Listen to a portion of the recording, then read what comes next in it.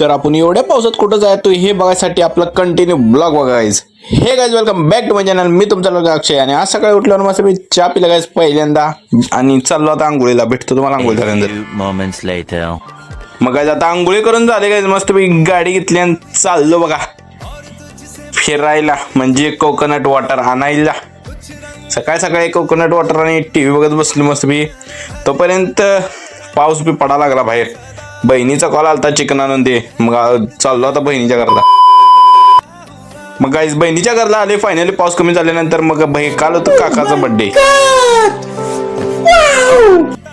मग काल आम्ही केक कट केला नव्हता. काकाने तिने केक केलता. मग तिने केक आणून दिला. आपण केक खाल्लं मस्त बिन. थोडा वेळ झोपलेलं. परत आलो आपल्या घरली गायचं आणि मग अक्षराची वाट बघालतो. मग काय आता अक्षरा तर आल्या आणि युनिफॉर्म कशी दिसते बघा. आणि आता चाललोय आम्ही मस्त मावशीच्या घरला. आणि तोपर्यंत आला पाऊस म्हणून आम्ही आलो मोठ्या बहिणीला घेऊन ऑफिसला सोडाय. मग ऑफिसला सोडून चाललेलो तोपर्यंत आला मोठा पाऊस गायच. तरीच आम्ही भिजत चाललेलो. मग काय आता फायनली त्यांच्या घरला आले. मस्त जेवाय बसले गायच. त्यांच्या जेवण स्पेशल केलं कारण काल होता आपल्या काकाचा वाढदिवस. मग जेवलो मस्त आणि आलो घरला काय. आल्यावर झोपलो.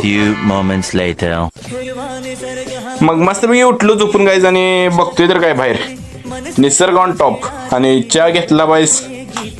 चहा पिला मस्त आणि चाललो बघा ग्राउंडवर काय करायला बघायला. तर पोरं काय फुटबॉल खेळायला ग्राउंडवर. पावसात फुटबॉल खेळायचं वातावरण आहे हो. मग मी बी आलो इथं कॅडबरी खात बसलो. Cadbury special. आणि मग आलो आता बरोबर देवळापाशी बसायला थोडा वेळ बसलो. मग आईस्क्रीम आणलेलं श्लोकनं आईस्क्रीम खाल्लं मस्त मी श्लोक आणि बाबू आणि अथर्वनं बसून. आणि मग राऊंड मारायला चाललेलो आमलेट बॉक्स खायला.